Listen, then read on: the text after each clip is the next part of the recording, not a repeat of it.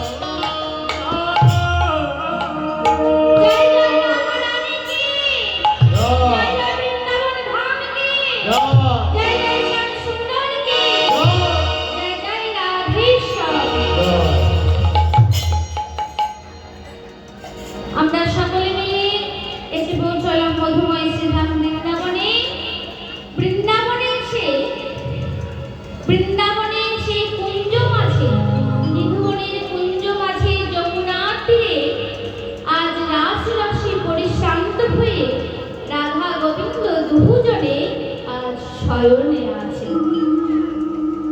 তা সেই স্বয়ং শোভা দর্শন করে সখীদের মনে ভয় হচ্ছে।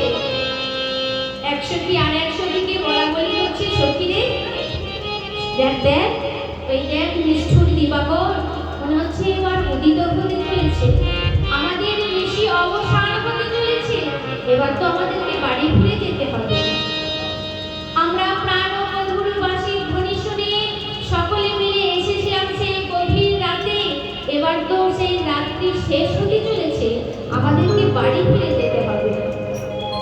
তাই সখীগণ বলছে, দেখ দেখ আজকে এই পরিবেশটা কেমন হয়েছে, দেখ সেই নিশি শেষ, রাত্রি শেষ হয়েছে, আর আমাদের কি মনে হচ্ছে জানিস?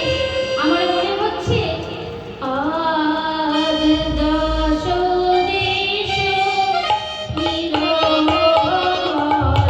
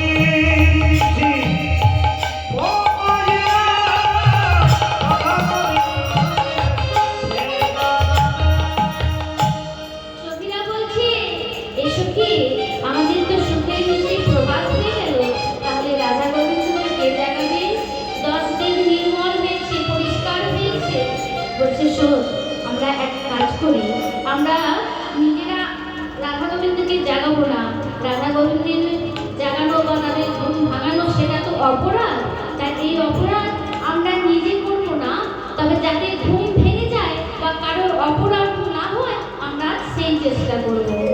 তা কি করলো না, সখীগণ আজ পক্ষীকুল দ্বিজকুলকে ডেকেছে, দ্বিজকুলকে আহ্বান করে বলছে, ওহে দ্বিজগণ, তোমরা আমাদের রাধা গোবিন্দকে জাগিয়ে দাও, না হলে যে তাদের বাড়িতে শাশুড়ি ননদী আছে, রাধারানী হচ্ছে কুলের গুণবধূ, তাকে তো বাড়ি ফিরে যেতে হবে। তা দ্বিজগণকে ডাকছে, দ্বিজ বলতে কাকে বলছে না, এখানে পাখিকে বলা হচ্ছে। দ্বিজ শব্দে দুটি অর্থ, একটা হচ্ছে ব্রাহ্মণকে বলা হয় দ্বিজ, আর একটা হচ্ছে পক্ষীকুলকে বলা হচ্ছে দ্বিজ। কেন না, পক্ষীকুলের দুইবার জন্ম কি হবে, একটা হচ্ছে ডিম্ব, যখন ডিম্ব প্রস্ফুটিত থেকে তার বাচ্চা হয় সেটা হচ্ছে আর একটা জন্ম। আর ব্রাহ্মণদের দুইবার কখন জন্ম হয়, একটা হচ্ছে মাতৃগর্ভ থেকে যখন জন্ম হলো সেটা হচ্ছে একটা প্রথম জন্ম, আর একটা হচ্ছে ওই যজ্ঞ গর্ভ থেকে যখন পৈতে বা উপনয়ন হয় সেটাকে বলা হচ্ছে দ্বিতীয়বার জন্ম। তাহলে পক্ষীকুলকে বলা হলো দ্বিজ আর ব্রাহ্মণকে বলা হচ্ছে দ্বিজ, কিন্তু এখানে সখীরা আজ পক্ষীকুলকে আহ্বান করছে, তাদেরকে বলছে, ওহে দ্বিজগণ, তোমরা আমাদের রাধা গোবিন্দকে জাগিয়ে দাও।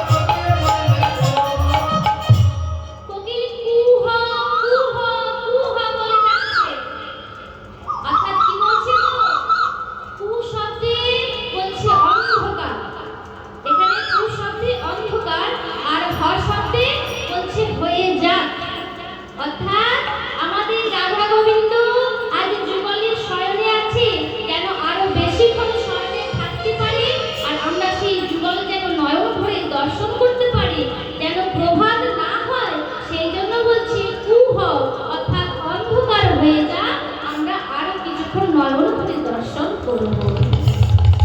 তাহলে আমরে কোকিল ডাকছে, কদম্বে ময়ূর, আজ ময়ূর ডাকছে। ময়ূরের ডাক কেমন? ময়ূরের ডাক হচ্ছে ক্যাও ক্যাও। কিন্তু ময়ূর কি বলছে? আর নিজের স্বরে ডাকছে না, সে বিকৃত স্বরে ডেকে বলছে ময়ূর ডাকে কেও, ময়ূর ডাকে কেও, ময়ূর ডাকে কেও, ময়ূর ডাকে কেও, আমার রাধা গোবিন্দে যাবার কেও, ময়ূর ডাকে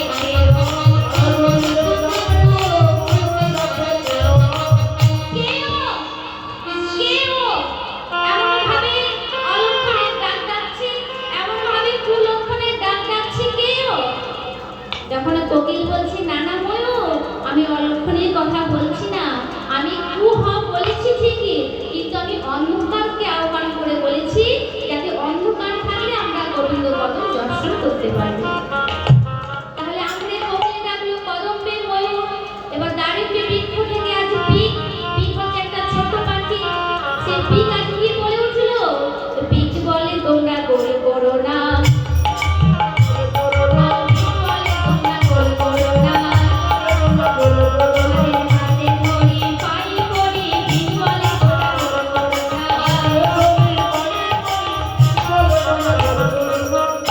তোমাদের হাতে ধরে পায়ে পড়ে আমার মিনতি, তোমরা যেন কেউ বলযোগ করো না, তোমরা কেউ গন্ডগোল করো না, তাহলে আমার রাধা গোবিন্দের যে ঘুম ভেঙে যাবে। তাদের সুখের নিশি প্রভাত হতে চলেছে, তাদের যদি ঘুম ভেঙে যায় তাহলে আমাদের মতো দুঃখী কেউ হবে না। আমরা সারা রাত্রি ধরে স্বর্ণশোভা দর্শন করেছি, কিন্তু এমনভাবে তোমরা কেউ গন্ডগোল করো না। এবার পাশের বৃক্ষ থেকে আর একজন ডেকে উঠেছে, কে জানো? বলছে দেখো দেখো, আজ দ্রাক্ষা ডালে বসি ডালে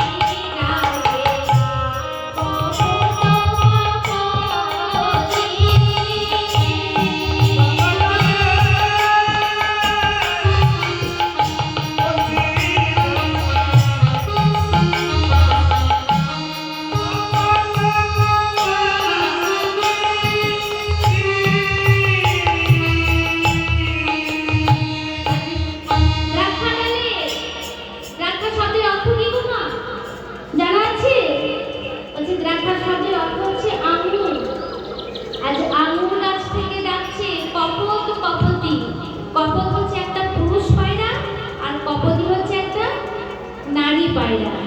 তা কপত কপতি দুজনে আজ ডেকে উঠল সেই দ্রাক্ষা ডালে। তারা কি বলছে জানো? আজ কপত অর্থাৎ পুরুষ পায়রা কপতিকে বলছে, কপত বলে কপতি,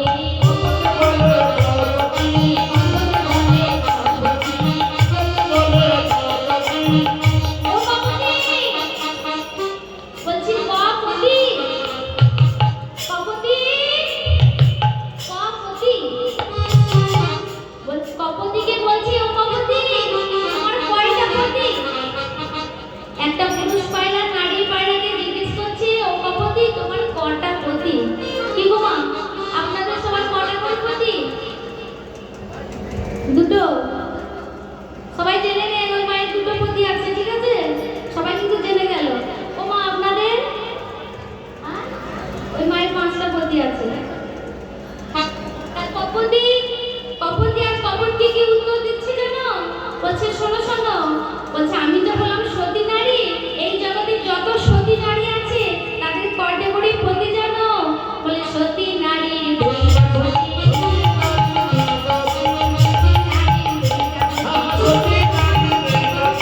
তা না হলে হয় না সতী, সতী নারীর দুইটা পতি, তা না হলে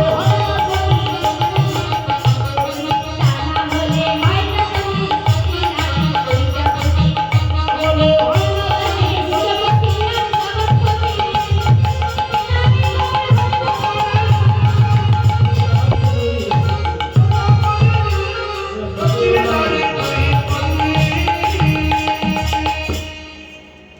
কপত কপতিকে বলছি আমি হলাম সতী নারী, আমার হচ্ছে দুইটা পতি, আর যারা সতী নারী নয়, যারা অসতী, তাদের একটা হতে পারে বা একাধিক হতে পারে। কিন্তু আজ কপতি বলছে শোনো শোনো, তুমি যে আমার স্বামী, আমি তোমাকে বিবাহ করেছি, তুমি আমার সমস্ত দায়িত্ব নিয়েছো, তুমি হলে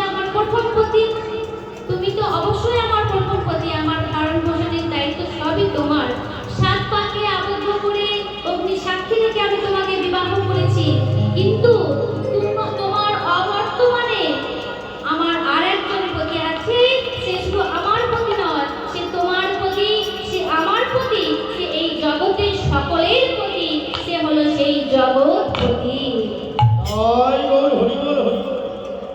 তাই বলছে কপট কপটের কথাবার্তা শুনে আর এদিকে কি হয়েছে দেখো, নিষিদ্ধ প্রভাত হতে চলেছে।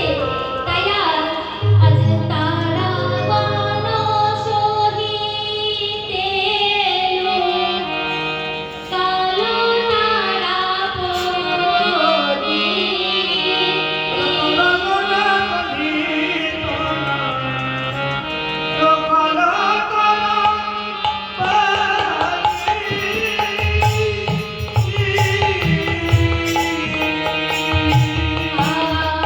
আজ তারা গণ সহিতে এলো, কালো তারাপতি।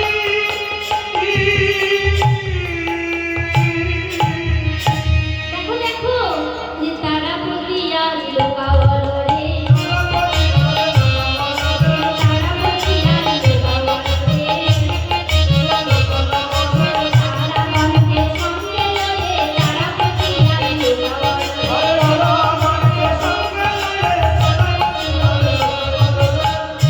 তারাগণকে সঙ্গে নিয়ে আজ তারাপতি লুকিয়ে গেছে। তারাপতি কে গো? তারাপতি হচ্ছে চন্দ্র। আজ প্রত্যেকটা আকাশের তারাকে নিয়ে, তারাগণকে সঙ্গে নিয়ে তারাপতি অর্থাৎ চন্দ্র লুকিয়ে গেছে। কেন না, সেই চন্দ্র দেখতে পেয়েছে ঋতুমণির কুঞ্জ মাঝে একটা চাঁদ নয়, একেবারে যুগল চাঁদের উদয় হয়েছে। সেই যুগল চাঁদকে দর্শন করে আজ তারাপতি নিজে লজ্জা পেয়ে লুকিয়ে গেছে। তারাপতি চাঁদ যখন লুকিয়ে যায় তখন, অর্থাৎ চাঁদ যখন ডুবে যায় তখন তো প্রভাত আগত। তাই এদিকে প্রভাত আগত দেখে আর কি হচ্ছে, পদকর্তা বলছে দেখো দেখো ওই নিশিতে প্রভাত হয়েছে সেটা বোঝা যাচ্ছে কেমন ভাবে, ওই যে পদ্ম ফুলের মধু সংগ্রহ করতে গিয়ে এবার তারা একে একে উঠে যাচ্ছে, আর মধু সংগ্রহ করছে না। সকালবেলায় পদ্মের চাপে, পাপড়ির চাপে, পদ্ম ফুলের পাপড়ি যদি মুদিত হয়ে যায়, যে ভ্রমর মধুপান করছিল সে মধুপান করতে করতে প্রভাত আগত দেখে আর সে মধুপান না করে উঠে যাচ্ছে, এবার প্রভাত হয়েছে। তাই পদকর্তা বলছে শেখর শেখরে কবে হাসিয়া হাসিয়া চোর হয়ে সাধু পাড়া লজিলে সুতিয়া। আজ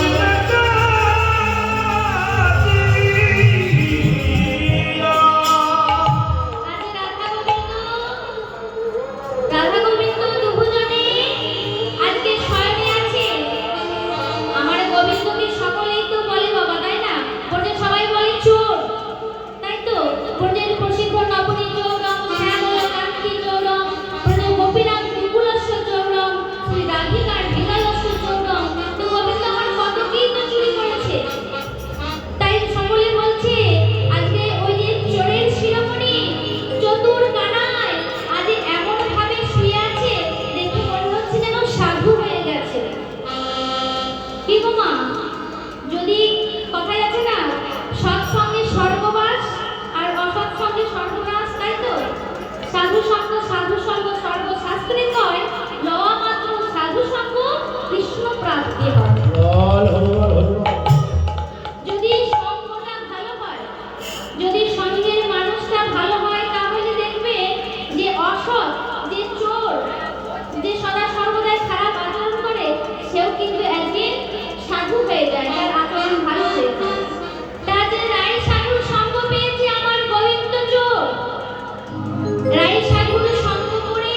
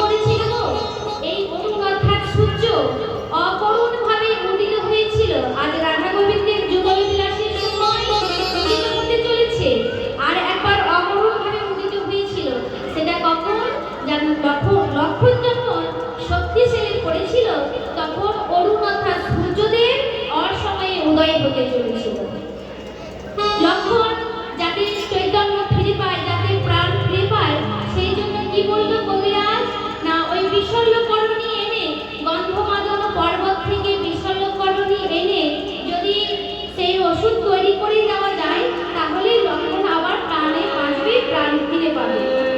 কিন্তু হনুমান গেল সেই লক্ষণের জন্য ওষুধ আনতে। হনুমান তো আর জানে না কোনটা বিশল্যকরণী বা কোনটা কি ওষুধ গাছ। তা হনুমান কি করেছে, না সেই গন্ধমাদন পর্বতটাকে তুলে নিয়ে চলে আসছে মধ্যরাত্রিতে। তা আসার পথে দেখতে পেল কি, না অপরূপ সূর্য যাতে লক্ষণ প্রাণ ফিরে না পায় সেই জন্য উদিত হতে চলেছে। অরুণকে আদেশ করা হয়েছে যাতে মধ্যরাত্রিতে উদয় হয় এবং লক্ষণ যেন প্রাণ ফিরে না পায়। এবার আদেশ মতো অরুণ তাই কাজ করছে। কিন্তু আজ হনুমানকে দেখলো, হনুমান দেখেছে কি, না আমার ভাই লক্ষণ যদি প্রাণে না বাঁচে আমার দাদা কষ্ট পাবে, সাথে আমিও কষ্ট পাবো। তাই ওই অগ্নির কাছে গিয়ে বলছে, শোনো শোনো, কে তুমি? এমন ভাবে মধ্যরাত্রিতে উদয় হচ্ছ, তুমি কে? বলছে, আমি কে? তুমি আমায় চেনো না? আমি হলাম, আমার নাম হলো ভানু। আচ্ছা, তোমার নাম ভানু? আর আমার নাম কি জানো? আমার নাম হলো হনু। বাহ, আমাদের দুজনের নামের মধ্যে তো বেশ মিল আছে। তোমার নাম ভানু আর আমার নাম হনু। তাহলে এসো আমরা দুজনে মিলে একটু বন্ধু করি, আমরা বন্ধুত্ব করি।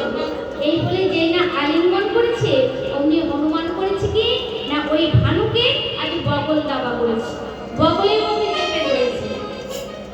আর সেই বগলের মধ্যে এক হাতে ভানুকে আছে আর এক হাতে বিশল্যকরণী গন্ধমাদন পর্বত নিয়ে আসছে। এবার সেই পর্বত নিয়ে আস্তে আস্তে যখন এনে কবিরাজের হাতে দিয়েছে, ওষুধ তৈরি করে দিয়েছে, লক্ষণ প্রাণও ফিরে পেয়েছে। এবার সবাই মিলে আনন্দে, লক্ষণ প্রাণ ফিরে পেয়েছে বলে সবাই মিলে আনন্দে আর সেই জয়ধ্বনি করছে। তারা কি বলছে দেখো, আজ আনন্দে বলে উঠল, জয় রাম শ্রীরাম, জয় জয় রাম, জয় রাম শ্রীরাম, জয় সীতারাম, জয়